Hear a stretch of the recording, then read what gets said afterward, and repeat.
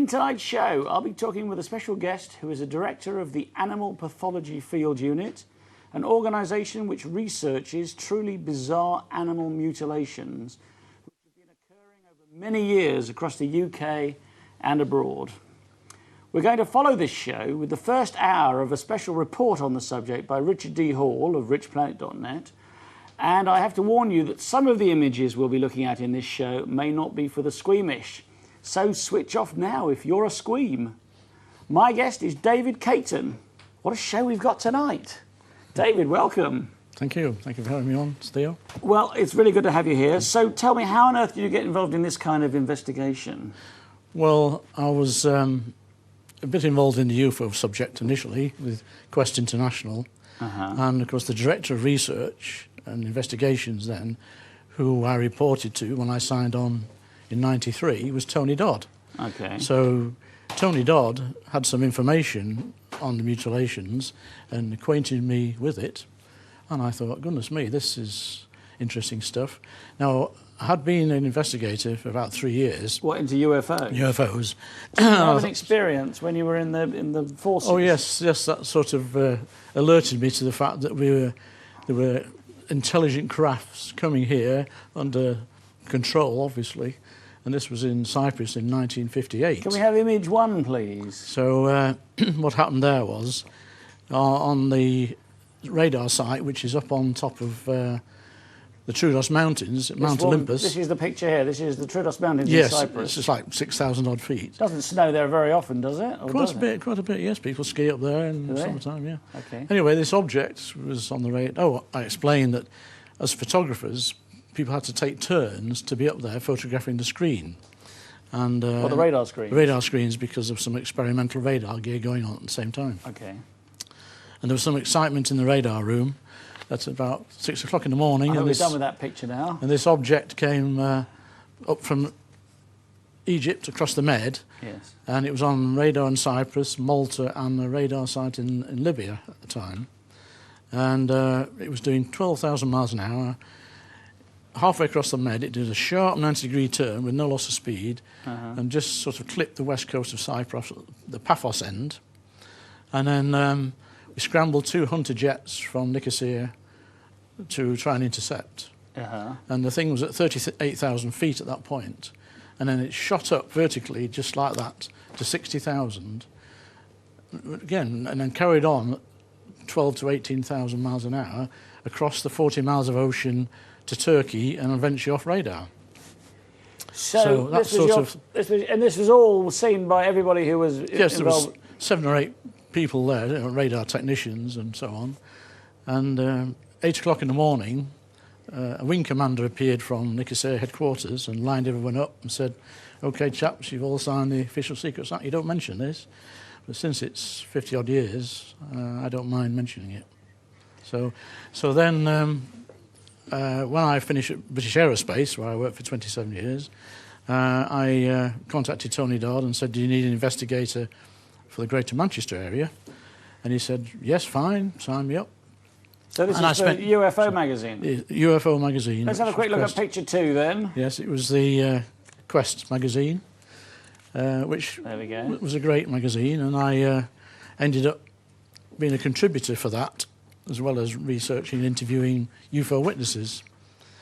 Anyway, I sort of decided that, recording people's sightings is all very well, but it didn't really, to me, progress it very far. Okay. So I thought, if we can get hold of some animal carcasses which have been mutilated in the fashion that Tony was showing me in images and describing. Yeah, because there has been a lot of stuff over the years, hasn't there? I always thought it was a phenomenon that was primarily in North America. Yeah, this is a common mistake with people because of the publicity from the States, which was largely a result of Linda Moulton Howe's investigative journalism and producing a documentary which won an Emmy Award that brought it to wide attention. And it was cattle. Mostly to do with cattle, wasn't it? Cattle in the States. So people quite rightly think, or wrongly I should say, that it's only confined to the United States. But that's not so. And the fact it was happening in the UK, I thought, I can perhaps get to grips with this.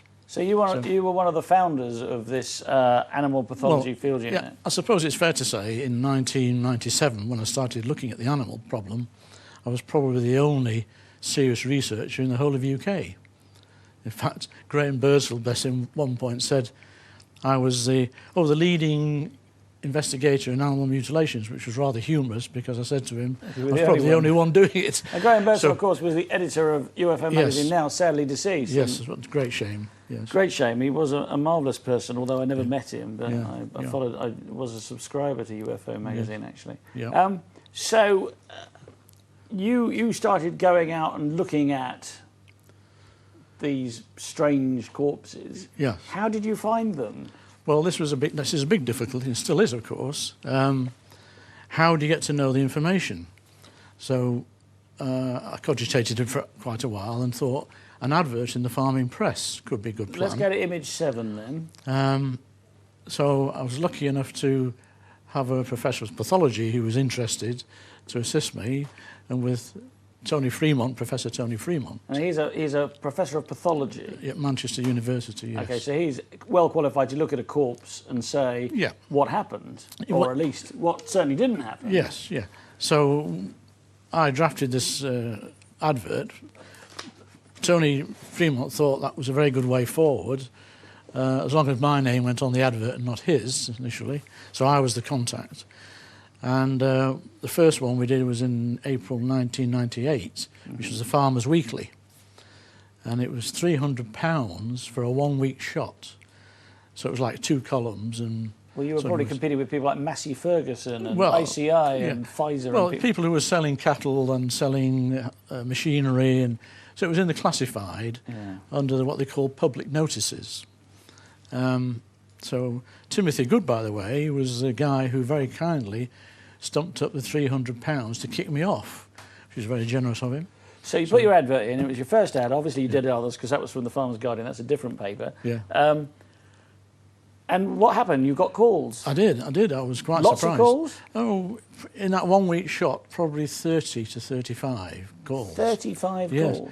And they were from as far as Cornwall, right up to the Isle of Lewis, Stornoway. It was a lady who had a deer. But anyway, she got cold feet. Was it a domestic deer? No. It's a wild deer? Wild deer, yes. But in there, perhaps they had some ownership of the deer, I don't know. But anyway, she got cold feet and didn't give me the full details and eventually rang off. So... was it a red deer? I don't actually know. It probably was, because lots of them up there. Yes, of course. So anyway, as a result of that, I got... in one weekend, I had a round-robin trip to Shropshire, to 15 miles south-west of Shrewsbury, down the Hope Valley, picked up 4 lambs, and then I carried on to Oxfordshire, to near Witney, and picked up 2 more from a different farm. So you had a car full of I had 6 deceased sheep? Yes. I think in this day and age, the DEFRA wouldn't be very pleased about me carting 6 animals about, but never mind. My wife certainly wasn't very happy about it. No, I'm sure she wasn't. So I got them home and photographed them in the conservatory, put them in a bag in the garden shed overnight, and then took them to Tony Fremont the following day. Who was in Manchester University, So I think I used up all the formaldehyde they had in the whole department to stew and try and preserve these animals before they do any post-mortem. Okay. So that I was very fortunate. All right, so these are the first ones that you've picked up, the first ones that you've had pathologically examined. Yeah. And what was the result of this examination? Well, he confirmed. I mean, the trouble is, if you don't get, you need 48 hours, especially in this time of year, is your maximum to get the tissue into the laboratory because of the decomposition starts and all the rest of it.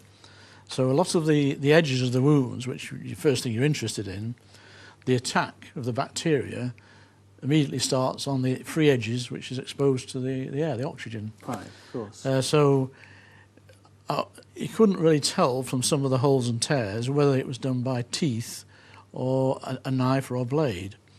Not on all of them. One with a rectal core, which he determined, he described it as a discontinuity from the sphincter muscle to the stomach. Perhaps we should describe the kinds of injuries that yes. are very, very common in these cases. And these are very common injuries, but they're the kind of injuries that cannot be explained by predation or normal causes, which is why all these farmers, phoned you up, presumably. Yes, because there's a pattern, isn't there? Yes. So give me an idea of what these injuries are. Well, if you'd like to start at the head end, perhaps we could have the graphic up. I don't know. That would help. Which one was that? It's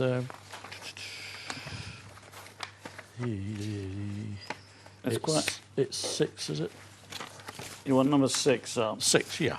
Okay, so this is the modus operandi. Yes, because this is a good way, and Richard has done a superb job in producing this for the documentary. Okay. So you get the jaw strip, or the flesh is taken from around the jaw and the mouth, often just round to the top. Sometimes takes the ear with it. And this is very clean, isn't it? Right very down to clean. the bone. There's no blood. No, and the bone is white and clean. There's not a scrap of muscle tissue or skin hanging on the bone. And it would be very hard for a butcher, for instance, to do that. Yes. Almost impossible. Yeah. I did speak to a guy who worked in an abattoir, who actually contacted me down in South Wales, and he was intrigued because he'd seen the advert, I think, and he said even in an abattoir we'd have to use high pressure steam and very hot to clean the bone to that extent in a short space of time. But that would have then cooked the flesh that was next to it, wouldn't it? Yes, I mean, just to remove the flesh physically and then clean the bone to get it completely devoid of any scraps of flesh or tissue. It's not an easy thing to do. All right, well, let's work our way around. This is a sheep. It's not just sheep, though, is it? No. So. Well, let's work around the sheep here and describe the different kinds of injuries that are very common. So there's this section of the muzzle, if you like, that's removed. Often it goes round to the muzzle too, just a bit round the lips and mouth are taken. Sometimes it's a smaller cut. And the tongue? The tongue is often taken right from the back completely, but sometimes also a slit as an angle slightly, and perhaps the first centimetre, the tip is just removed. And again, apart from 1 or 2 exceptions, there's no bleeding. And then on the head, you often find 1 or both ears taken right down to the scalp.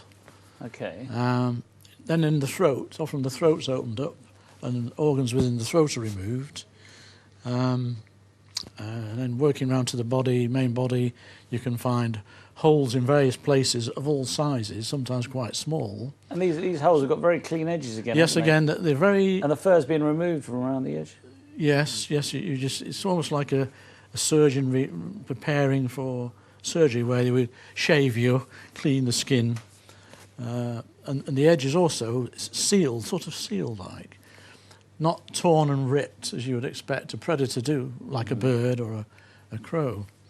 And often small organs, or often larger organs, are taken through quite small holes. So all the organs might be missing, but they've gone through a very small opening. Yes. Okay, let's... I've missed the neck area. Sometimes you will get 1 or 2 cases we found little holes in the ventral neck area of 1 or 2 millimetres, and a slight blood staining round there, which suggests it's a position where the animal is perhaps still alive at that point, and the heart's pumping the blood out through these incisions into the throat area. We've got about a minute to describe the rest of the standard attacks on these animals, so let's work around the... Well, you get total decapitation sometimes, and very cleanly decapitated, often through the intravertebral, the IV joint in the vertebrae, but the heads are never found. You will often get a tail removed completely, or just leaving a small portion of the tail. At the back end, you'll find genitals cleanly excised, both male and female. A core, isn't there, usually? And then in the rectum, there's a core. And I found in lambs, young lambs, it's consistently about 5.5 inches to 6, and maybe 25 or 20 millimetre diameter. And again, very neat. The bigger the animal, the larger the core size. Like a cow could be 14 inches or so. So they might take the reproductive organs and the part of the digestive system. And yes, yeah. And often limbs are removed as well. And, portions of a limb. But again, very cleanly done. Very clean. And that's missing. Right. Sorry, sorry. We're going to go for a break now. If you'd like to text in your questions or comments to David Cayton, why not do so now to 87778 with the word edge and then your text. See you back here very soon.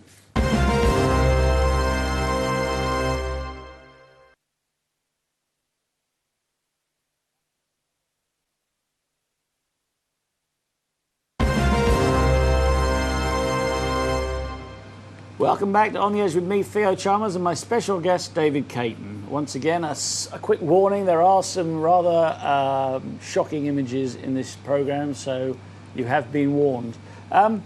David, we're talking about animal mutilations, inexplicable animal mutilations that can't be explained by predation or natural causes. I've got a question here. What range and types of animals have been found, cattle, domestic or both? Paul in Warrington. Welcome back, Paul. What's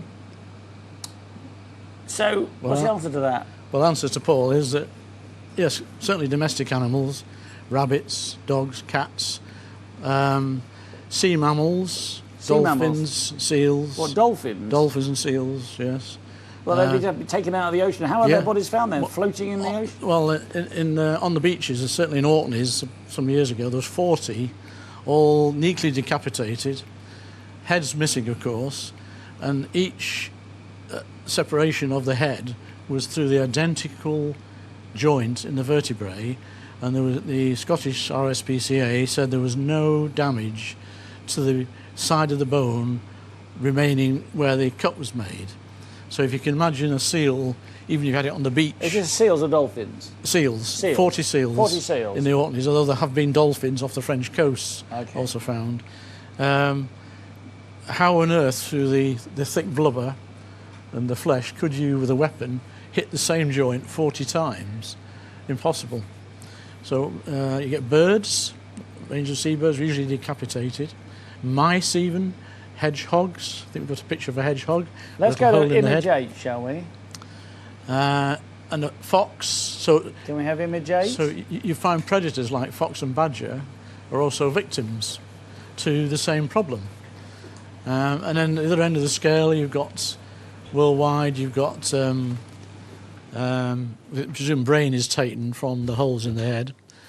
There were 40 odd pigs in the east of the country some years ago. All had the same hole in the head from one pig farm. Let's have image 10, shall we? And then the other is, yes, there's some deer. So these are 2 deer found together? Yes, this is Yorkshire, North Yorkshire, this. With the exact same wound in the head? Yes. How would you... First of all, you've got to catch your deer, haven't you? Yes. Well, this is a massive problem, of course. If people were doing it, how on earth... I mean, farmers have said to me, I'll have a bet you can't go into my field and catch one of my animals, sheep, because they run away. Farmers get close to them by tempting them with feed, and they get to know the farm. And with a dog that rounds them up. And the dogs, and he said, we have to use dogs even to round them up. So in the picture at night, how would you go into a field, capture the animal, restrain it, particularly if it's a strong animal, and even use a hefty beast and become quite aggressive, particularly if there's lambs in the field, to do the business? And then it's obviously done somewhere else, one presumes, because there's no mess or blood around.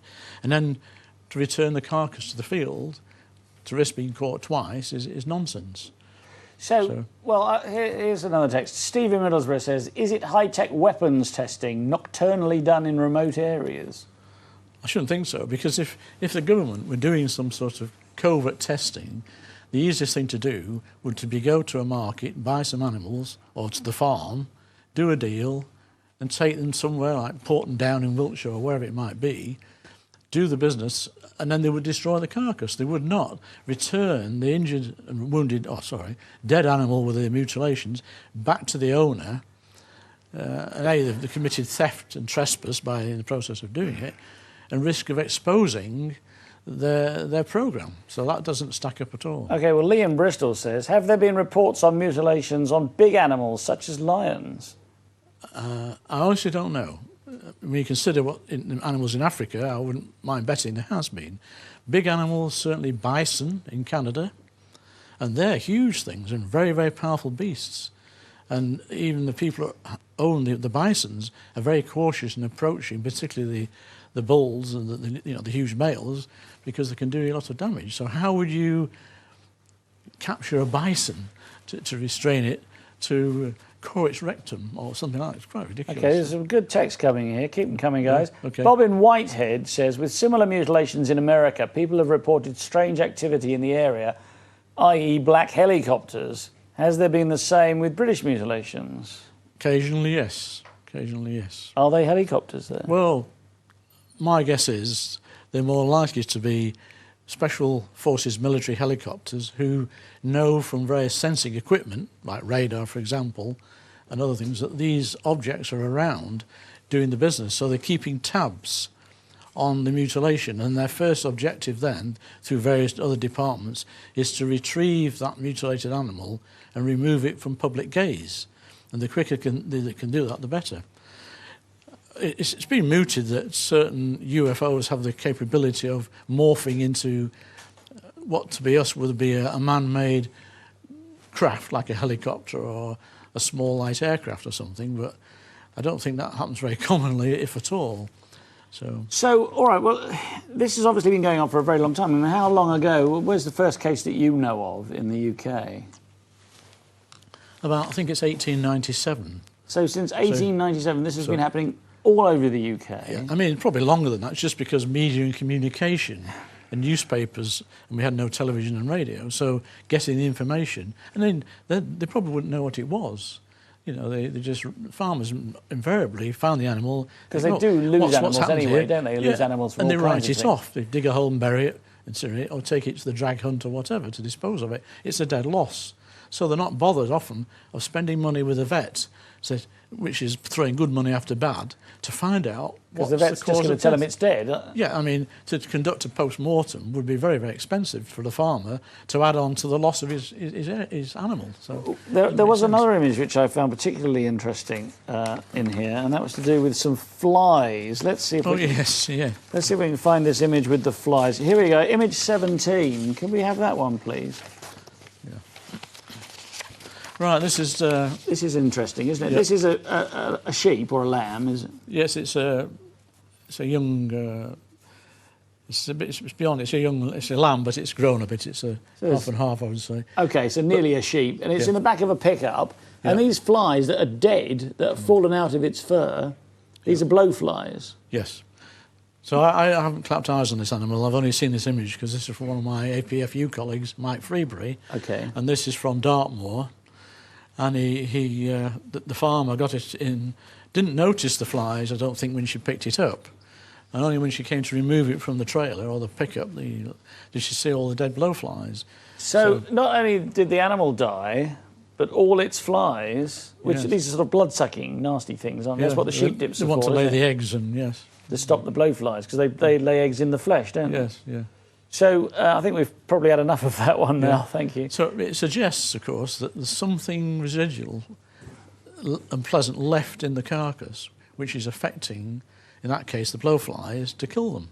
And there's other evidence, isn't there, of lack of natural predation. When the animal is dead, lying in the field, normally you'd get opportunistic predators like crows and ravens and foxes. And have an easy meal by the dinner's left in the field for them. But very often predators won't touch the carcass, or farm dogs, we reported, won't approach close to the animal. They sense something is wrong about it, or to them there's a bad smell, literally, and they won't go near it, and they won't even eat the flesh. Do you know of any people that have eaten any of these animals? No. I would think most cases they get destroyed one way or another, so hopefully the meat would never get on the market. So it does seem very strange, doesn't it, that there's some special quality about this meat. So whether it's something that's been used to put the animal down, some sort of poison, or again we don't really know how they're killed. I mean, one of the young lambs I picked up from Shropshire, one of 4, the 4th one, the farmer said, "There's nothing wrong, I can't see anything wrong with this one." And he said it was April, so it wasn't like the coal, they'd been out in the field. And when I examined it on the spot before I took it back to base, I found that they had 2 little holes each side of the head between the eye and the ear, only a couple of millimetres. Professor Fremont looked at those And his first impression was there were two pellet, from an air bullet gun. from an air gun, because of that sort of size. And he was surprised to find when he peeled the skin away, they didn't even touch the bone. There was no even indentation or damage to the bone. So that led me to believe it was either something attached to the head to kill the animal. Some sort of like the things they use that stun the animals that they use in slaughterhouses. They put two metal things on their head, don't they, with a higher voltage charge in them? Yeah, I believe so. There's various ways of killing them, I believe. But these were so small, so I thought, well, what technology is being used there? So what killed that animal then? Well, that's 64,000. Well, the pathologist couldn't. No. Okay, if we didn't have funds, he wasn't charging me megabucks to do this work at all. No. And so we hadn't the funds to do any toxology to find out if there was anything actually in the system, injected through these little holes. Okay, so these have been happening since 1890 something, at least, that we know of. Yeah, probably longer. Now, I'm sure, and considering that just one advert raised you 30 plus farmers who had this happen to them, so it's incredibly common, because these are the ones who can be bothered to phone, who've read the advert and can be bothered to phone you. Yeah. So what is the government doing about it? I mean, the government surely must be aware. Can you want to tell me about that? Well, they certainly are, because the official government body before it was DEFRA was MAF. That was the Ministry of Agricultural Fisheries and Food. That's correct, yes. And 3 weeks after the Farmers Weekly advert went in, actually, I received on my mobile, a rather unpleasant, bullish call from a lady who said she was speaking from the Ministry of Agriculture, Food and Fisheries from Preston. She didn't identify herself by name or the location of the MAF premises in Preston. I found that later with the help of BT. And her first question, established it was me on the phone, shook me rigid, because she said, is this to do with the aliens, not that we know anything about it? Really? Yeah, she did. She said, is this to do with the aliens? And then quickly followed up by, not that we know anything about it. She made the comment, but then became quite defensive about it. And that was an official government call? Yes, right. That's rather interesting, It certainly is. And then she demanded to name the Professor of Pathology, which I declined to give her, because we hadn't released Tony's name at that time. She demanded my address, which I gave her. She then berated the farmers. They have no right to give up dead animal carcasses to the likes of you, Mr. Cayton, for unofficial experimentation, were her words. So I said, well, hang on. If a farmer wants to find out what caused his animal to die and pays for a post-mortem, what's wrong with that?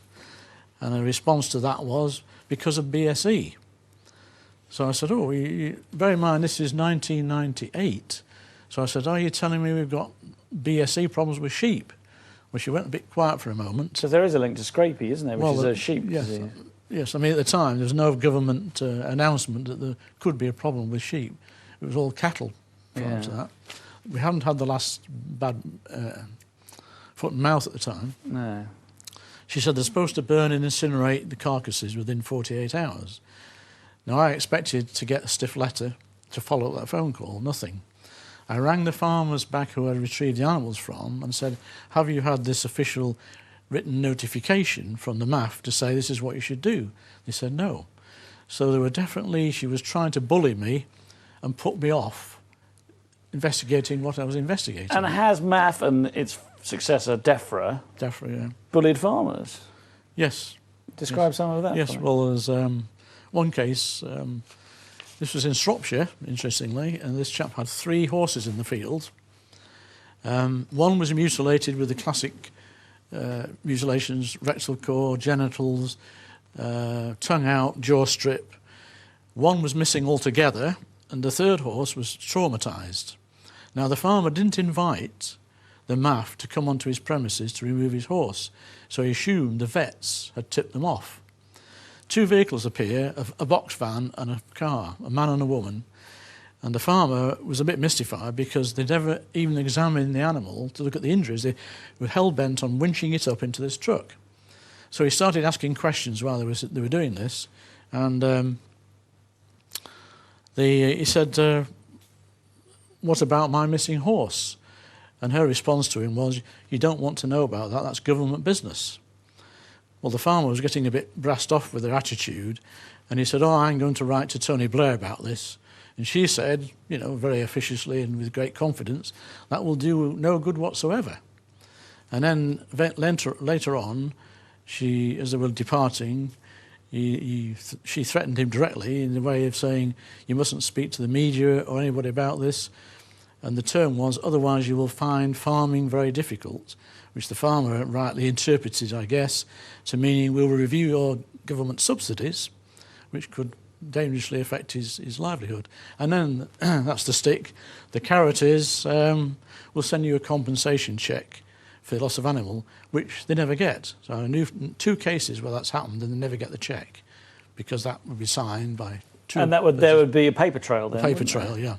So these people, they flash their MAF cards or DEFRA cards Yes. and say who they are, and presumably they look fairly official. Yes. Are they men in black? No, I don't know. I think Men in brown overalls? probably more like white overalls. I always think overalls doing what they're doing, but mode of dress wasn't discussed. And have you had any contact from DEFRA since then, or MAF? No, well, sort of indirectly. The BBC in Manchester, we did a little short thing some years ago in '99. David, I'm sorry to cut you off then. That's We're okay. going to go for our second break now. Okay. Once again, if you'd like to text in your questions or comments, please do so now. Just text 87778 with the word EDGE, and then your text, and we'll see you back here soon.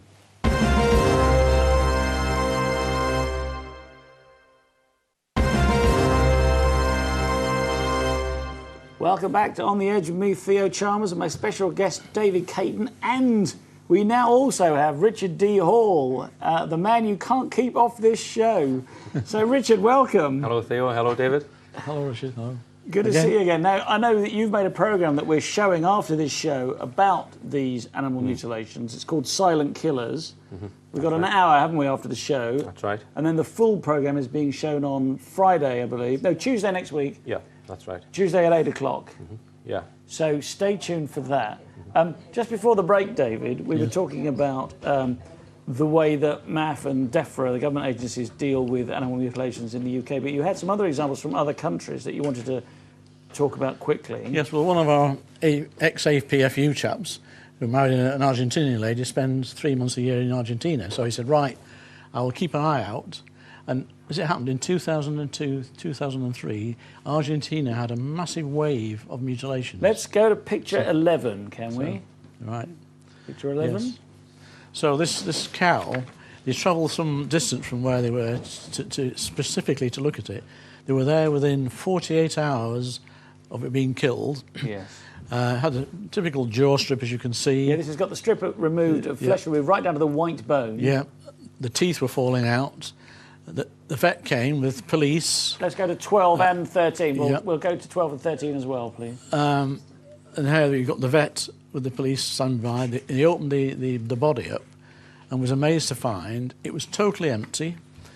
Even the brain was missing, and the only opening, apart from its mouth, was a 14-inch rectal cord. So the assumption was all the organs from brain had gone out to the back end. And including the brain? Yeah. So they must use some sort of giant vacuum cleaner. It's mind-boggling how... Well, it was for the cow. It certainly was. And it also was decomposing very rapidly. And here you can see the hide was falling off the skin very rapidly in large chunks. Yes. The farm dog wouldn't go near it again. So there were flies, odd flies about. And also one of the teats was cut.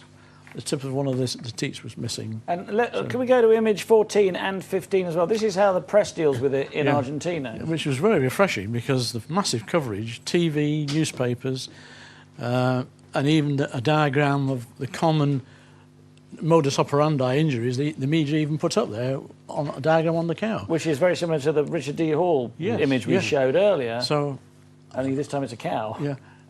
The day it dawns when our British media give this sort of coverage to the mutilations in the UK, I'll eat my hat.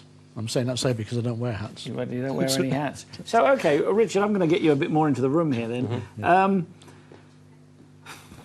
I know what you're going to say, obviously, but it isn't big cats.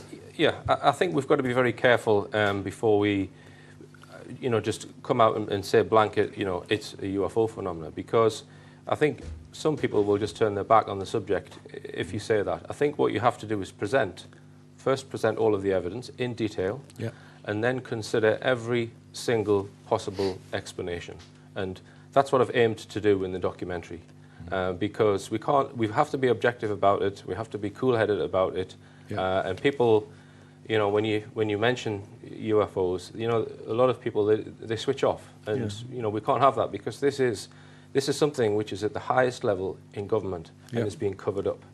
And we reveal evidence in the documentary that it's being covered up. And by the government. Yes, and we can speculate as to, you know, why they're covering it up, and that's areas where, you know, we don't exactly know. But I'm fairly certain, from having met David and the other members of the APFU and the evidence that they've shown me, that when I say government, I don't mean the chocolate fire guards that sit on the green seats in Parliament. I mean certain sections of the British government, agencies who are operating possibly within DEFRA, this kind of thing. Okay. We will explore a bit more of the UFO side of things, but there is a really good question that's coming here from Tim in Somerset. Have any animals survived for any time with partial mutilations, perhaps after a disturbed attack? Yes. And I think you do have an example of that, don't you, David? Yes, we had a big case in 2003, was it? Down in Gloucestershire on the Severn Estuary, near Lydney and Chepstow. There was 35 sheep attacked on a filthy wet night in a very difficult field, wind blowing a gale, and the farmer got to them, brought them into the yard, and one or two were still alive. In fact, some died sometime afterwards, so they had this massive split down the nose, the head about 1/4 inch wide, and the poor animal was still having to breathe through the top of the nasal bone. And they all had the same injury? No, it was all head damage, there was nothing else. And he had to shoot it 3 times to put it out of his misery, this poor ewe. With a shotgun? Yes. So they don't all die instantly, and sometimes we've seen the odd tongue cut where it's bleeding, so obviously the animal's still alive. But so one thing you haven't touched on yet is the fact that on no occasion has any human ever been seen or caught in any of these incidents or arrested. So no one's been arrested or even seen. And so there's been no tracks, no footprints? There's been incidents where farmers have you know, been so annoyed at this problem that they've staked out a field at night where this activity is going on, and they've even invested in infrared equipment which will trigger cameras. Okay, so they'll set the infrared equipment above the level of the sheep. They staked them out, stayed up all night with shotguns. With shotguns. Yeah. The equipment's triggered, and they see nothing, and then in the morning, yards from where they were, mutilated sheep. So it's extremely covert, whatever's doing it. Okay, I've got another really good question here that I think you should answer, Richard. This is from Simon in Cardiff, and he says, I saw a documentary once that highlighted cases of human mutilation. Is this something you are aware of? Yes, it's something I'm aware of, and it's a very controversial area. There's less evidence, I have to say, that it has happened to humans.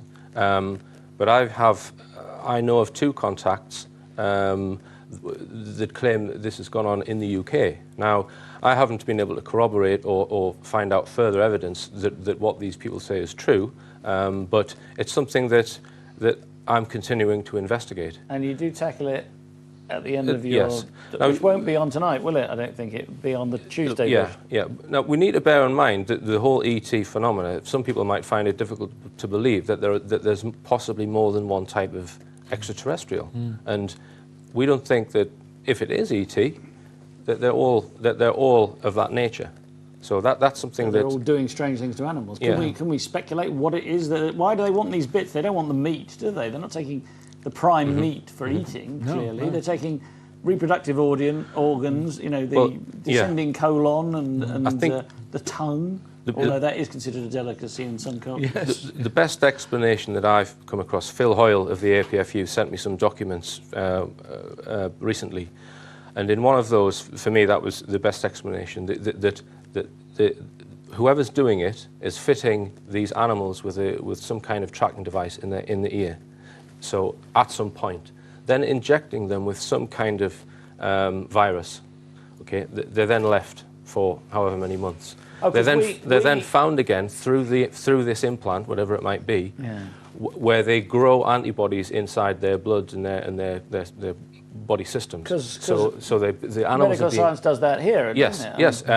Horses, I believed, are used to provide a vaccine for, I can't remember which disease it is. Polio or something. Yeah, something like that. So they then can find the animal that they've injected with whatever it was, who's then developed antibodies. Then they remove all of the blood, which happens in these cases, and then separate the virus from the antibodies, and then whoever's doing it possibly then has a use for what's left. So they're using these animals to incubate vaccines. Yes. Now that would then explain possibly why the tongue's cut off, because they cut the tongue off and test the tissue of the tongue before they then go and take out all of the blood to see if it's what they want. And the ear is possibly being fitted with a tracking device like at some time beforehand. Now, I'm not saying that that's what it is, but that's the best explanation for me.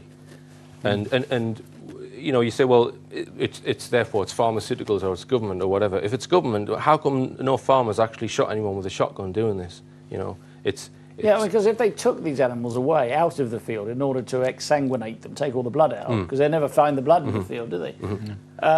Then why would they bother putting them back? Yeah. They wouldn't, would they? Yeah, exactly. And there's no explanation as to how they actually managed to remove all of the blood. That's explained in the documentary. All right, one of the questions I had earlier, which is now scrolled off the screen, was, are there hotspots for this?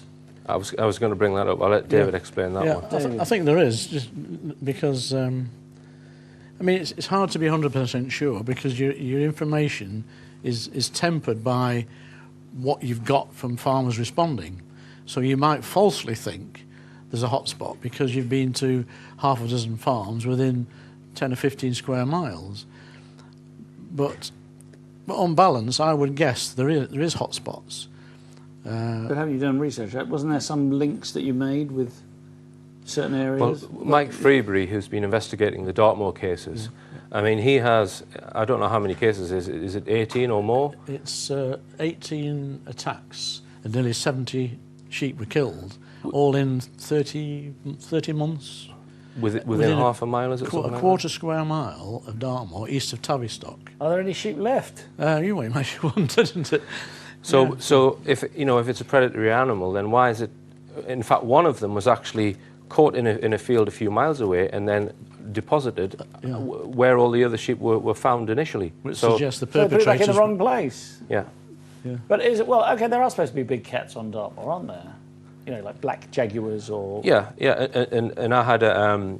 I see you've got a picture of one. I've got a picture of one here because somebody who watched my documentary actually rang me up and said, oh, well, there's been a case local to you. So this was in a place called Prudder in Northumberland. This was just a few weeks ago. And I've got this is the Hexham Courant it was in, and there's a picture of a black cat here. Yes. And it says that, you know, that the farmer was completely mystified, all the internal organs had been removed, and we do have a photograph of that. So, and the police came along and said, oh, well, it's a black cat. We saw a black cat over in you know, another area of Northumberland, so that's obviously what it is. So they put a picture of a black cat. Warrants come and take it away, and then nothing else is spoken of it. And all of the public then just think, oh, well, it's a black cat. But if it was a black cat, it wouldn't have attacked in the way that these animals have all been attacked, would it? It couldn't possibly... Yeah. I mean, we'll have a photograph of that. I actually went to the farm. It's 5A. 5A. Can we have 5A? The farmer had taken, because he thought it was so bizarre, he'd never seen anything like it, he took 2 photographs with his mobile phone. And this is a calf, is it? Young calf, so if it was a predator, a black cat, normally what they would do is attack the throat, and there would be blood around the throat. Incidentally, there was another calf, which he doesn't have a photograph of, which had its ear cut off.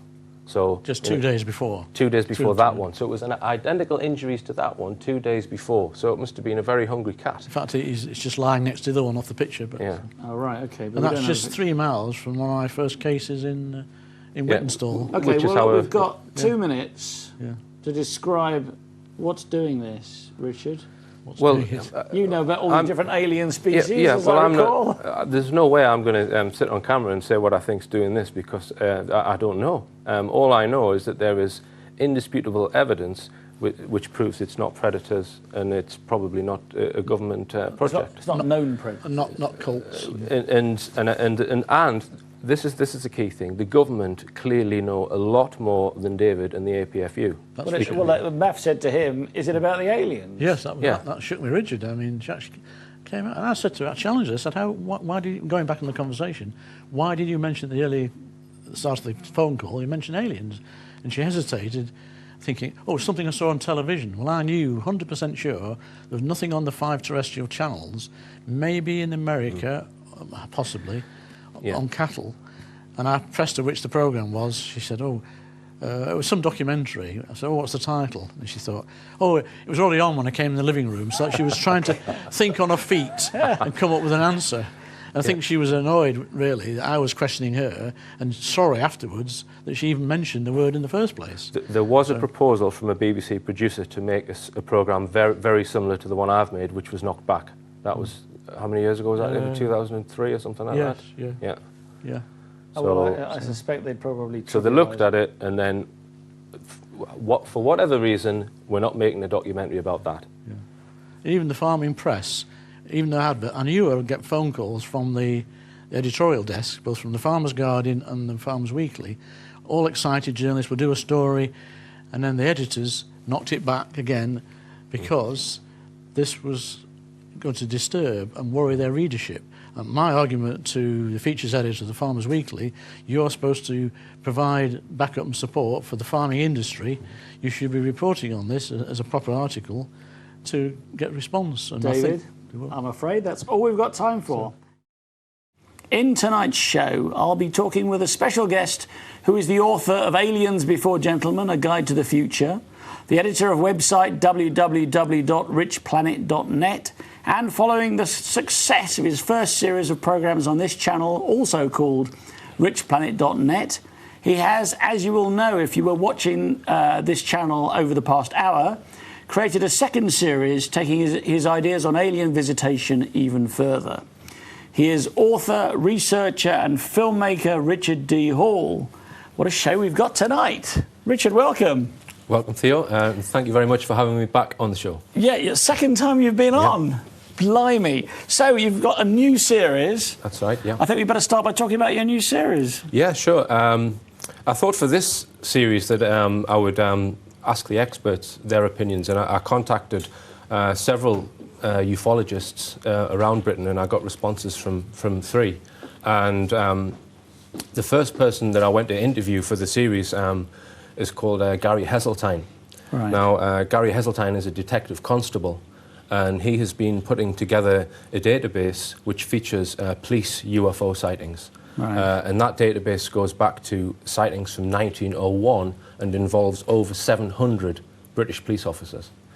And the thing I would say about that particular database is that when you consider police officers in terms of what they do, their job is to record evidence accurately.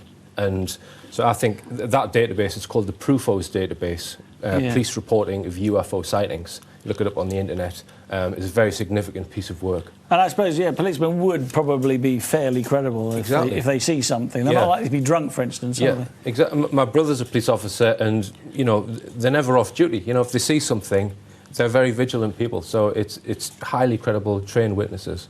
The second person that I went to interview is called David Boyle. Now, he runs a very interesting exhibition in Blackpool, which is it's near the seafront in Blackpool. It's called The Workings of the Universe, or the Exhibition of the Workings of the Universe. And in that he had... It's a very big remit, isn't it? Yeah, I mean, it's very, very interesting. He has things like a reenactment of the Roswell UFO crash with the alien bodies lying around it, and sort of waxwork dummies of supposed aliens. It's extremely interesting. And the third person I went to interview was the world-renowned and highly respected ufologist Timothy Good, who is a best-selling author and really is one of the world's top authorities on UFOs. And it was an honour for me to go and meet him. Showed me his collection of UFO books, and it was like walking into a library. I didn't even realise there were so many books had been written on UFOs, and then all of his research material as well could fill another library. But he's a very interesting man, and it was an honour for me to meet him. And I think we've got some clips of the three people that I interviewed. Shall we show a clip which is, I think, the trailer of your new series? Yeah. Shall we watch that first? That's probably clip 1 with a bit of luck. Can we watch that? A new series of richplanet.net is coming to Edge Media Television. A down-to-earth, no-nonsense expose of the facts about aliens and UFOs. So the Americans are in control of elements within the British government without the permission of our Prime Minister? Definitely. There is a decision from somebody very high up to have a broad policy of downplaying the subject. And of course these people in many cases go through initiation stages where parts of the true workings of the universe are explained to them. Full disclosure would be disastrous on several fronts. I think that we are moving closer to a major decision. And we'll suddenly realise the illusion that we've all lived in. And we'll say enough's enough, no more. And people will not follow the lead of the governments. Let's just take a look at the abduction phenomenon, for starters. Small creatures that he describes as lamp heads, bulb heads, 3 to 4 feet high. We're putting things on his legs. The remnants of their earlier civilisations, which were far more technologically advanced, coming from different planets, to travel to here, are still all over the planet. What is the true purpose? Join the campaign to end the lies and secrecy being perpetrated by the unelected, invisible rulers of planet Earth.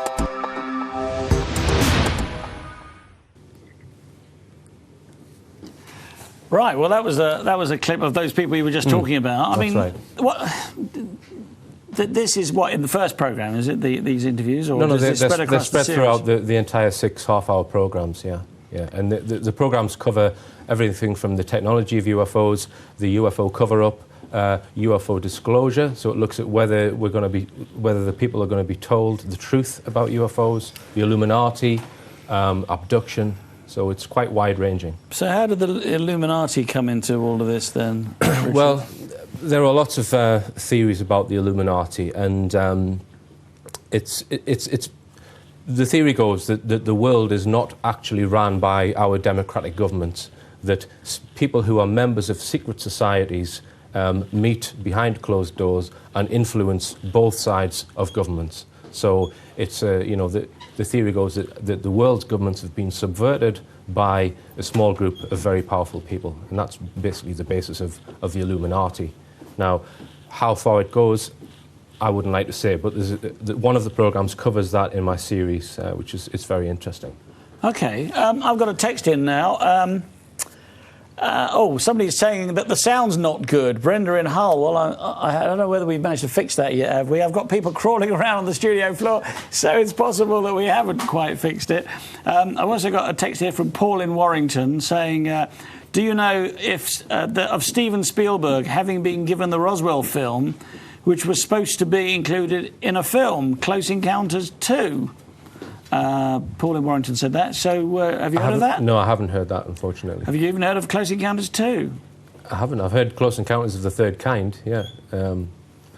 But if I can just touch on what brings me to the subject of ufology, or what keeps me in the subject of ufology, once you start to unpick the information that's available about UFOs, it becomes blatantly obvious if you spend some time looking at the evidence that's available that UFOs are real and they are driven by extraterrestrials. There's no doubt in my mind that that is the case.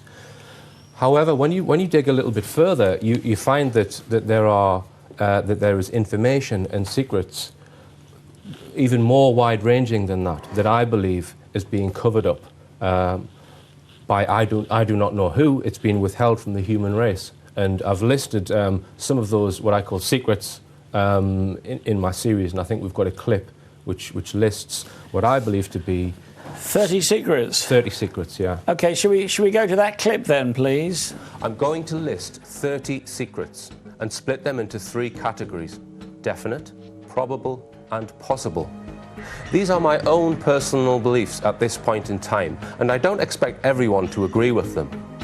I believe that many of these secrets have been gleaned from our extraterrestrial visitors. Definite secrets include technology to go to the stars, including anti-gravity propulsion, free energy technology, which is 100% clean, wireless transmission of power, magnetic beam technology, underground bases throughout the world, some of which are shared with ETs, structures and bases on the far side of the moon, detailed knowledge of over 50 types of extraterrestrial, knowledge about ET societies, including that some run without money, motives and ideologies of ET races, and knowledge of the planets from which ETs originate. Probable secrets include knowledge of man's true genetic and historic origins, and whether our genetics have been manipulated in the past, the purpose of the alien abduction program, knowledge about the structures on Mars, knowledge of when ET races have visited Earth throughout our history, whether ET races believe in a universal God, knowledge of previously advanced civilizations which have lived on Earth, information on Earth's disasters, including floods and wars, time travel or the ability to view the future, remote viewing, and the unified theory of physics, including knowledge of the so-called Higgs boson. And finally, possible secrets include knowledge of whether human beings have a spirit, what a spirit is in scientific terms, knowledge of whether human beings reincarnate when our physical body dies, a cure for AIDS, a cure for cancer, knowledge of who built the pyramids and what the real purpose was, knowledge of the inner workings of the atom and whether the atom itself can cease to be tangible in our known universe by changing its vibrational state, how the universe manifested itself, whether there are other universes, and finally, whether there is a reason for 95% of our DNA being seemingly redundant. I'm going to list. Well, that was quite a list, wasn't it? It certainly is. Well, 3 lists. And if you consider even if half of those secrets are being kept, then it's a crime that they're being kept from the human race, because scientists, philosophers, and ordinary people have tried to find answers to those questions for hundreds of years. And you know, if I could find the answer to half of those questions when I die, I'll die happy. Well, you must have, because of the researches you've done, you must have some clues about some of those answers, like the structures on Mars, for instance. Yes. You must have an opinion. Yeah, I believe there are structures on Mars, but I believe it's kept well secret. Well, there's lots of things on the internet, not just the mountains at Cydonia, the face and the pyramids there and all that stuff, but the photographs, stuff. There haven't been any what I would call conclusive photographs released of Mars. There's the 5-sided pyramid, which you know, you could say it's a natural structure, but it certainly looks very suspicious to me. And I would say that there are definitely structures on the far side of the moon, and that comes from Carl Wolf's. We're on the moon now. Yeah, that comes from Carl Wolf's testimony in the Disclosure Project. And who built those structures, that's anybody's guess. What amazes me is that these official photographs from Mars, apart from the ones from the Mars rovers, they're also they're so fuzzy and unclear, and yet we know they've got the ability to have cameras in orbit. I mean, if you've got to spend all that money getting a camera in orbit around Mars, you'd think you'd send one with a decent lens. Yeah, well, the ones from the rover are extremely high definition. But the colour's all wrong on those, isn't it? They don't think so? register. Well, apparently I've read that they deliberately designed not to register anything green. The thing that I would bear in mind whenever I look at a NASA photograph is the fact that that photograph has passed through NASA, and they can doctor it and do whatever they want with it. I mean, they actually employ people in NASA to airbrush UFOs out of their photographs, you know, before they're released to the public. Well, you don't have evidence of that, do you? Yeah, there's one of the Disclosure Project witnesses actually stated that, a highly reliable, credible witness. I mean, we could touch on the government release of the files which occurred last week. There was one, wasn't there? Last week, MOD files. Another one, yeah.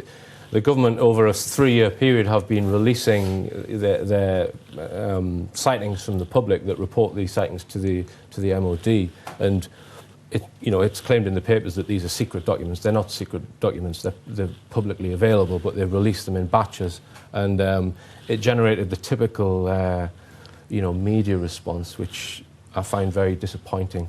And we've got an article here, which is from Monday's Daily Mail. Aliens, no, just the Pentagon playing with its latest toys. So they're trying to suggest that the American stealth bomber was being tested over British airspace without the permission of the MOD. And they're saying that that was responsible possibly for UFO sightings. I find that very difficult to believe. I find it very difficult to believe that the Americans would fly it over here without telling the MOD. Yeah, especially in case we shut it down. Well, exactly, in light of Nick Pope's recent statement that our forces had a policy to shoot down UFOs if they saw one. And the Sunday Times has a very similar article. In fact, it's almost identical, which suggests to me that neither of these journalists have actually read the documents, that they've just taken the executive overview given by the National Archives. They've just copied the same information. And this one finishes with a kind of a debunking story. It says, a bright cigar-shaped object moving very slowly and making little or no sound. An intelligence analyst recorded that the craft was almost certainly a brightly illuminated airship advertising the new Ford Mondeo.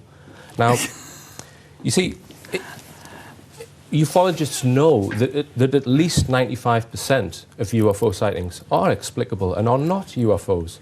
And it's that small percentage. Richard, I'm sorry to butt in here, but we are going for a break now. If you'd like to text in your questions or comments for Richard D. Hall, why not do so now to 87778 with the word EDGE and then your text. See you very soon.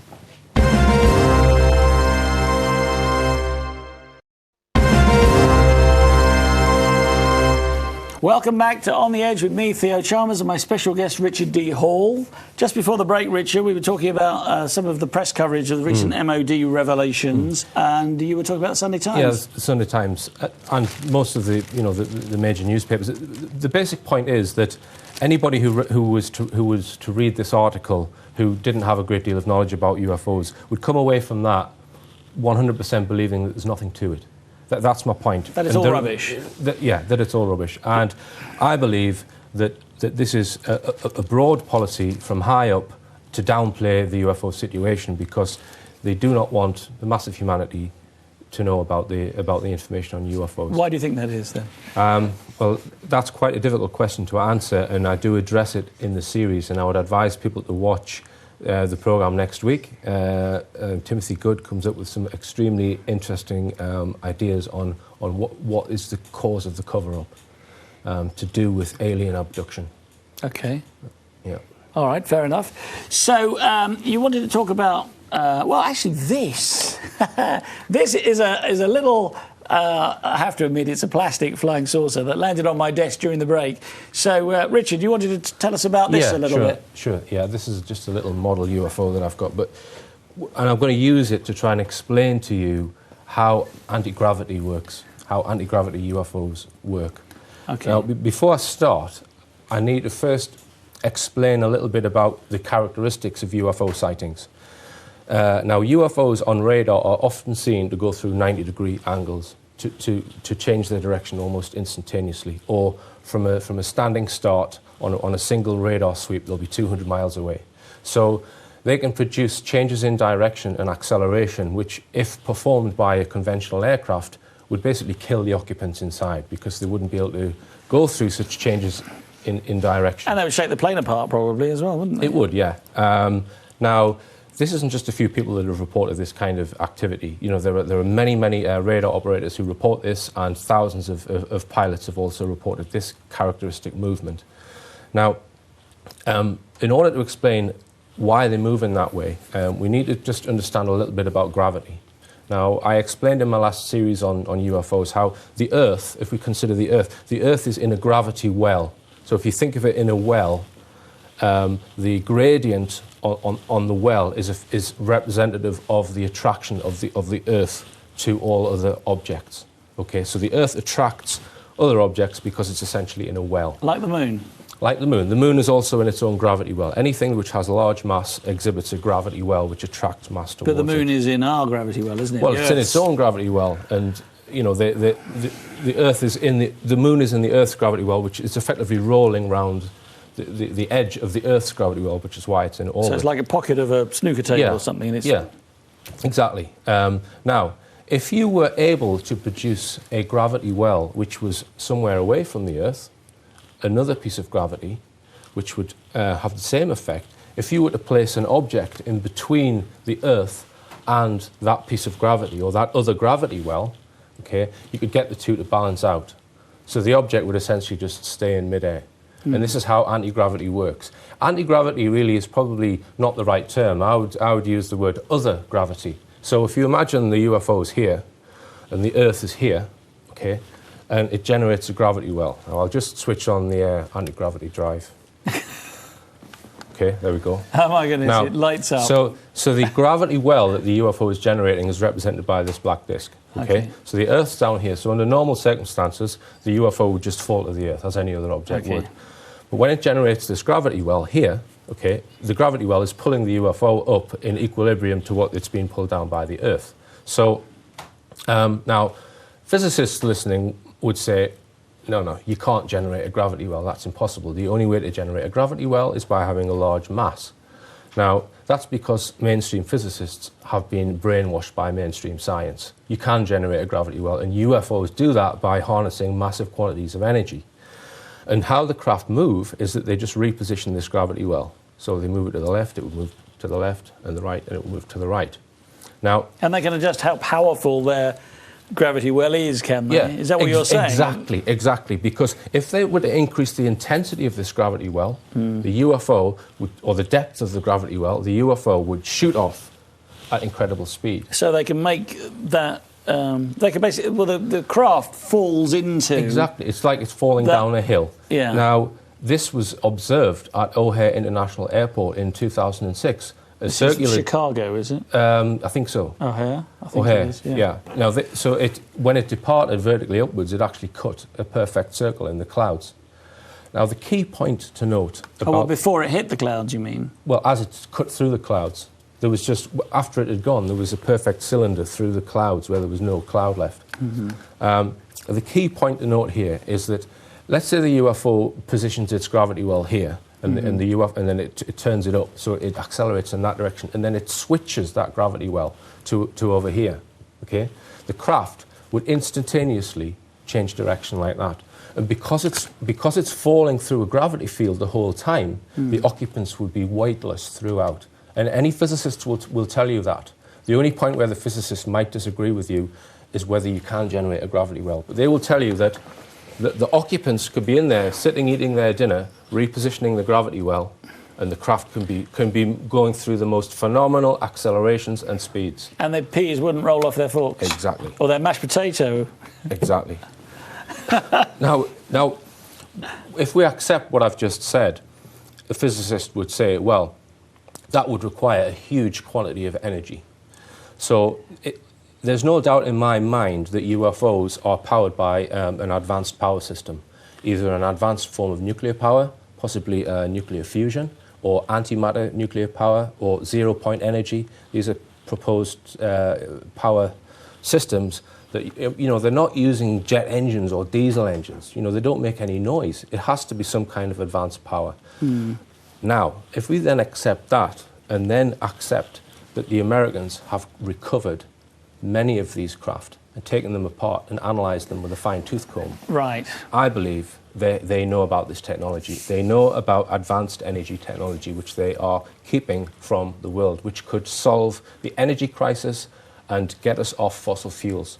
But there are people with vested interest in fossil fuels that prevent that type of energy technology being released into the world. And that's why I believe the UFO subject needs to be politicised, because we need this technology to basically save the Earth. That's my genuine view. Well, do you think that global warming is a real issue? I understood that you didn't. Well, am I wrong? Global warming, I would rename global warming. I would call it the CO2 problem, because people are starting to say that CO2 does not cause warming. Now, one thing is definite, the concentration of CO2 in the Earth's atmosphere has gone up by 40% in the last 300 years. No one will dispute that. Now, the air around the Earth is what keeps us all alive, and carbon dioxide is one of the 3 constituent gases. And that gas, because of the Industrial Revolution, has increased in 40%. It's way, way higher than any time over the last 500,000 years. Now, whether that causes global warming or not, I don't think that's a good thing, to be messing, 40%. That's a very important gas in the Earth's atmosphere, and it's rising. So whether it causes global warming, I don't know. I think that's very difficult to prove, to actually prove a link. And this is what people are using as well, no, you can't prove that it's causing global warming. So I think it should be renamed the CO2 problem. You think there is a CO2? You don't think it's sunspot activity or, crossing the plane of the Milky Way or anything like that? Yeah, I think there could be other reasons why the Earth's temperature changes. And it has in the past changed much more than it's changing now. Yeah. Hasn't it? We've had, in the 16th century, we had a mini ice age where they had ice fairs on the Thames. That's right. Every winter, and we've had hot periods where London was, semi-tropical, and there were dinosaurs in the South Pole once. You're talking about highly complex systems which can't be modelled on any computer due to the size and complexity and all of the different factors involved. One thing is for sure that the CO2 concentration does follow temperature over hundreds of thousands of years. It's whether the CO2 concentration is going to cause global warming. But what I would say is that it's bad to have all of this gas that we've created artificially into our atmosphere. The air keeps us alive, and even if global warming wasn't true, if CO2 continued to rise eventually, because CO2 is poisonous to humans, we would die if we continued pumping CO2 into the atmosphere. We've got a picture for that, haven't we? We've got this picture 2, I believe it is. Yeah, we've got a few graphs. Should we have a look at those graphs? Can we have those up? Somebody, somewhere? Yeah, this shows approximately the last 500,000 years, and each of those cycles represents an ice age. And the green line there is the concentration of CO2. And you can see at the very right-hand side of the graph that it's basically 40% higher than at any point in the last 500,000 years. And another thing, if you look carefully at that graph, is you can see that the temperature lags behind the CO2 by about 1,500 years. Now, that would suggest that temperature follows CO2 concentration, but it doesn't necessarily prove that it does. No. So, I would... people who say that global warming is a con, and it's, I would be open to just debate that. I wouldn't know whether it is or not, but I know that CO2 can't be good for the planet. Well, Paul in Warrington again says global warming is an Earth cycle. It's natural, not man-made. But we've now hit it with a big sledgehammer. That's what we've done effectively with global warming, and. I believe that, if you look at people like... There was a very good interview that I watched, somebody called Dr. Tom Valone, who's a leading energy expert. And, if you look on Conscious Media Network, I believe Edge Media have been showing some of those interviews. Course, yeah. He's well up on that, and he believes that, that we haven't got much time left to get off of fossil fuels. Is this the 2012 thing again? No. This is. He believes in global warming. He believes that the ice caps are melting, and that there's going to be catastrophic events over the next 50 years. But even if you don't believe in global warming, I still think it's a good idea for these power systems that they undoubtedly have. The Americans have confiscated or secretized over 4,000 patent applications. They come and knock on people's door who've invented clean energy devices, and they secretize them because they say that they want them to use them for military purposes. And this has happened to 4,000 patents. Well, they could have military applications, but it could be that they're not anything to do with, global warming. Yeah, well, let's take the example of fossil fuel use. Of Stan Myers, okay? Have we got enough time before the break to talk about... yeah, we've got 3 minutes 40 or so. Okay, Stan Myers invented a car which ran purely off water, right? Now, he submitted his patent application, and then the Pentagon rang him up and said, we need to talk about this. And he basically didn't go along with it. So they came to his house, and they forced him to go. And they said, look, we're going to secretize your water-powered car because we want to use it for our military vehicles.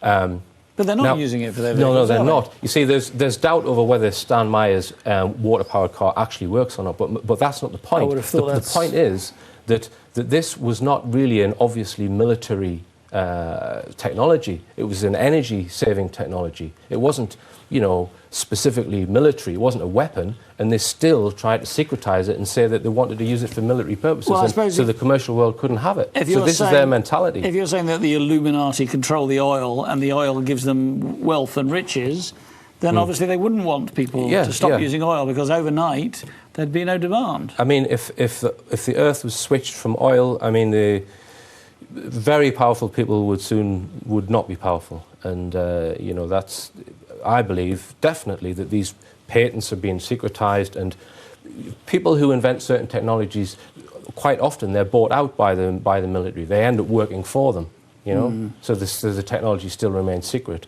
Either that, or they no longer.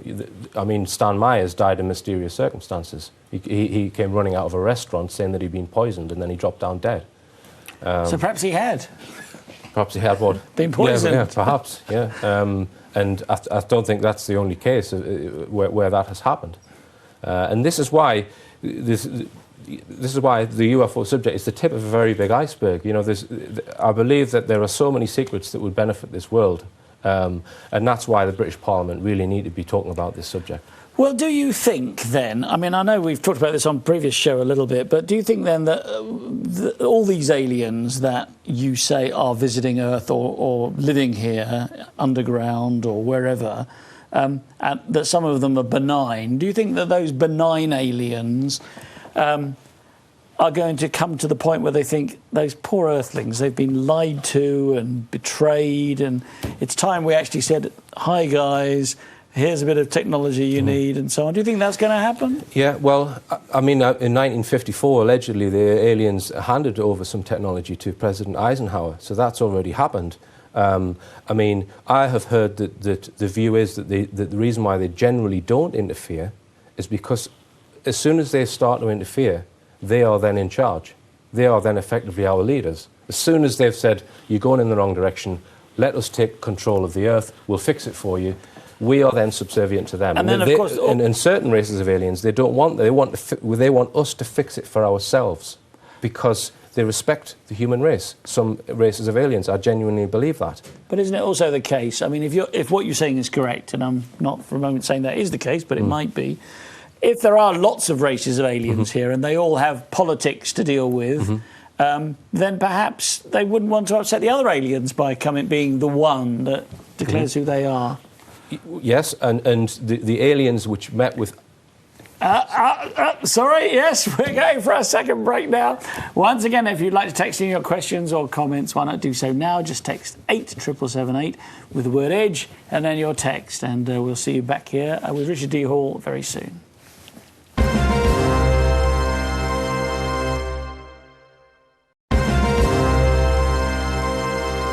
Welcome back to On the Edge with me, Theo Chalmers, and my special guest, Richard D. Hall. Just before the break, we were talking about President Eisenhower meeting with aliens. Yes, and allegedly there was a second race of aliens which tried to contact Eisenhower or the power structure, who tried to warn them about this other race of aliens. So I'm sure there are politics within the different sects of aliens from different planets. The thing I would say is that when people try and understand aliens' motives and ideologies, they generally do it approach it with a kind of a human slant on it. In order to understand a complete alien's sort of mindset, you've got to throw off any preconceptions that you have about how we would behave. You know, people say things like, "Oh, well, why haven't they contacted us?" But could it be so different though? Why would they be that different? Well, why would they be the same? I would expect there to be fundamental differences. Well, I mean, for instance, the examples that you've given in the past, they are all bipedal with two arms and fingers and so on, and a head at the top of at the highest point. Exactly, and I believe that this was something which puzzled the US military when they were compiling the information on the different races of aliens. The fact that it's true doesn't mean that it's shouldn't be, if you see what I'm saying. They don't, perhaps, millions or billions of years ago, there is some common ancestry, But not with all of them, surely. I mean, it would have to be one, maybe, wouldn't it, or two, possibly. That is something which did puzzle them. The fact that they're generally all bipedal with 2 eyes and 2 arms and 2 legs. You know, so. But maybe that's just a good system that works. I mean, where you've got an ecological niche, you know, like in Australia, for instance, they didn't have cats, for instance. So there were, I mean, they're all extinct now, but there were animals that were a bit like cats that were marsupials, and they just kind of evolved into that ecological niche. So maybe it just happens to be that bipedal, upright human type shapes work very well. Yeah, perhaps. For sentient beings. Yeah. You've got to have your hands free. If you're walking on 4 limbs, you can't use your hands to hold tools, for instance. Yeah, exactly. Yeah, that's a good point. And if your head is at the top of your body and you're standing upright, you can see for a long way and see your enemies coming. Yes. For instance. And there's the other theories of the fact that the human race was possibly genetically modified or interfered with, you know, hundreds of thousands of years ago by alien species. And there are a few people who have theories about that. Zachariah Sitchin and Lloyd Pye, people like that, who say that other races have come to Earth and interbred with Homo sapiens, well, with other previous hominids and created Homo sapien. Lloyd Pye is a man with a Star Child skull, isn't he, I believe? Yes, his skull that he believes belongs to an alien.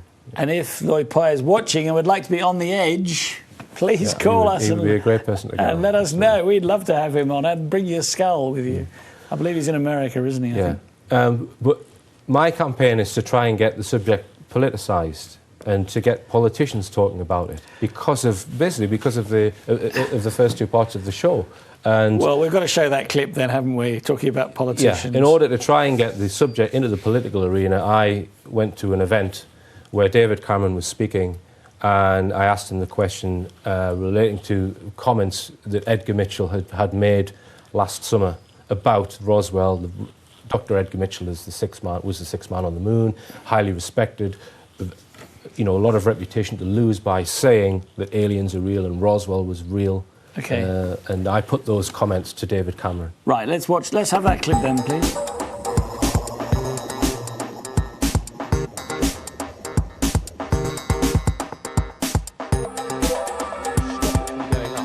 Cut it for those businesses that want to hire people. Sir. In July last year, the respected scientist and astronaut, Dr. Edgar Mitchell, who was the 6th man to walk on the moon, spoke on a British radio station. He said that the American government had had contact with extraterrestrials on multiple occasions and that these were ongoing. He spoke about the Roswell event of 1947, where wreckage from a downed UFO was recovered and found to contain alien bodies. He said that this event was real and had been covered up by governments for many years. Do you agree with me, David, that the British people have the right to know if we have been visited? And if so, when you become Prime Minister, as I know you will you seek to lift the veil of secrecy and tell the public the truth that they deserve that has been covered up for all of these years? Thank you. Thank you very much. Well, I told you I didn't plant the questions.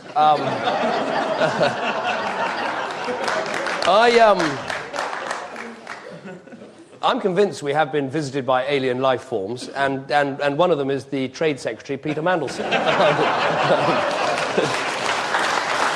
But quite seriously, sir, no, because I'm going to give you a serious answer. I'm going to give you a serious answer. I don't want anyone to take the subject. No, I'm going to give you a serious answer now, honestly. You can have the mic, after I've finished, you can have the microphone back. No, look, I think I have no idea whether there is intelligent life out there, and no idea whether any sightings that have taken place or incidents that have taken place have any basis in truth. All I know is I do believe in freedom of information and openness, and if this question has been asked from time to time of governments in this country and indeed in the US, and I think we should be as open and as clear as possible. What's tended to happen when people look at the Roswell incident or people look at pictures and other things that have happened, is a rational explanation tends to be produced to try and show that it's not what those who believe in UFOs suggest. But I think we should be as open as possible. So I'd be quite happy to give you a guarantee that if I was Prime Minister, I would always be entirely open and frank about these things. I don't think any of us have any clue whether there is any intelligent life out there, and it's certainly not something that any government should seek to hide from anybody. Madam.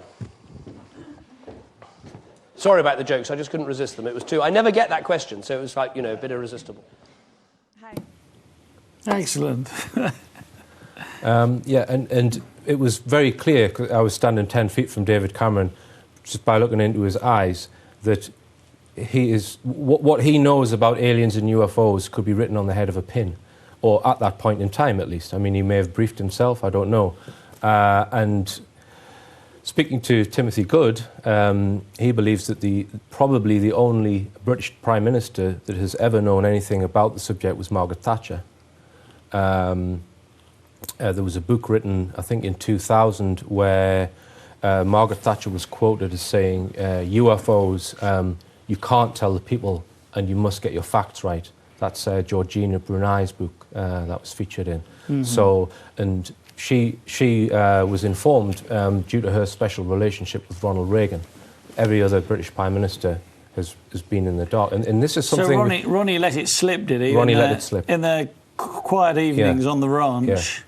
And this is what completely intrigues me, that there are allegedly sections of the British intelligence services, or military intelligence, that are controlled by American intelligence. So, and it completely bypasses our Prime Minister.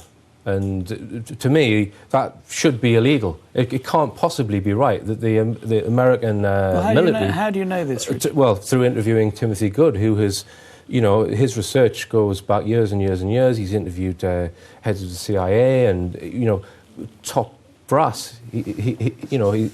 And I believe what Timothy Good says. And anybody who picks up one of his books, you read it and you just think, well, why aren't people taking notice of this real subject? So if people want to watch your new series, it's on at 7 o'clock on Thursdays, just before On the Edge. And they can see these interviews and so on. Yeah, absolutely. I'm going to read a couple of texts now. Theo, please ask your guest, have any scientists approached you to check out your theories of propulsion? That's Denise in North Cambridgeshire. Have any scientists approached me? Well, yeah, that's no. what she says. I mean, I have a reasonable grounding in physics. I have an A-level in physics and I have a degree in electrical engineering. And like I say, any physicist will tell you that if you could generate a gravity well, right, you know, instantaneously, then that method of propulsion would be plausible and would be desirable. In fact, the Americans allegedly have already developed a craft which uses that technology. It's called the TR-3B. Now, they haven't, or when they built that craft, they hadn't mastered it completely because it's only able to make its weight 10% of its actual weight. So it can reduce its own weight, the TR-3B. It was actually featured in the first programme by 98%. So it actually weighs 10%. Surely that would be mass, wouldn't it? Because if it was in space, it would have... Well, it's basically uses the anti-gravity system to reduce its own weight by 98%. And then the rest of the propulsion is done by another method. And it's like a circle inside a triangle. Does it reduce it by 10% or by 98%? Reduced by 98%. So well, that's almost nothing then. Yeah, you can move it with your finger. Exactly. Then. So the conventional propulsion that's possibly then used, you know, it can be far superior. But when they built that craft, they obviously haven't mastered it fully. They probably can't get the gravity field high enough. Don't they have to have this element, this extremely rare element? Well, that's the Bob Lazar craft, which uses element 115 to produce this gravity wave. But there are other methods proposed. The TR-3B, I've lost my flying saucer, but the TR-3B... It's flown off. Is, you see, there's a physicists will tell you that you know, in the past, electromagnetism and gravity were thought to be two completely mutually exclusive phenomena. Mm-hmm. And there are supposed to be four forces in the universe. There's gravity, electromagnetism, there's strong and weak nuclear forces. But scientists believe that they are actually all part of the same phenomena. This is the unified theory. The unified field theory of physics. Which you mentioned in your question list, didn't... Now, they've allegedly demonstrated this by, if you spin a superconducting disk inside a magnetic field at extremely high speed, it produces a gravitational distortion. So only at extremely high energies will electromagnetics affect gravity. And But gravity is a very weak force, isn't it? yeah, and this is the purpose of the Hadron Collider. They're trying to get they're trying to work out this unified theory of physics. And somebody called a Russian guy, Eugene Podkletnov, he was the first person to rotate a superconductor inside a magnetic field and observe this anti-gravity effect. But the TR3B is alleged to use a superconducting superfluid. So it's actually liquid with zero friction. And it's also a superconductor cooled to minus 123 degrees, and it rotates at 250,000 RPM inside a magnetic field to produce an anti-gravity effect. So that's why on my list, anti-gravity propulsion was down as a definite. I'm convinced that technology exists. I'd quite like that in my car, wouldn't you? Absolutely. Bit of a traffic jam up ahead. Yeah, and no turbulence. Sit and eat your dinner. I don't do that often when I'm driving, but. But to go back to the politics of UFOs, I've written to several Labour MPs in my local region, and I don't get a response from them. Even my own MP, I've written to him saying that I believe that these technologies exist, and I believe that they could solve the energy crisis. We're wasting our time changing our light bulbs and thinking that we're actually doing something to help the planet by doing that. Richard, without wishing to be rude, do you think that he's putting your letters into the nutter pile? Who? Your MP? Well, quite possibly, but I believe that in the future I'll be proved to be right. Many people are saying, when is disclosure going to come? In many ways, disclosure is already here. People know about the UFO phenomenon. They know it's real. It's more to do with an acknowledgement. Governments need to acknowledge this phenomenon. It's only been ever discussed once in the British Parliament properly. That was by the House of Lords in 1979. And I have a transcript of the debate, and it makes absolutely phenomenal readings. There were several of the Lords who were very, very well briefed on UFOs, take it from me.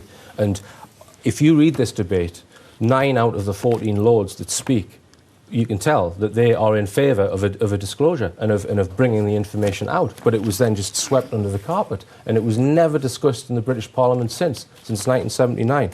I can read a little transcript here. This is the Earl of Kimberley. The United States and the USSR, this is a Lord in the House of Lords speaking in 1979. The United States and the USSR signed a pact in 1971 to swap UFO information, but the pact stated that they were to keep the rest of the world in the dark. I believe that the pact was signed so that neither superpower would make mistakes about UFOs, about atomic missiles. I am also led to understand that quite recently the 3 United States balloonists who crossed the Atlantic were followed by up to 12 hours by UFOs, but were ordered by the United States agents not to discuss them. Richard, I'm sorry, but we're going to have to go now. That's all we've got time for.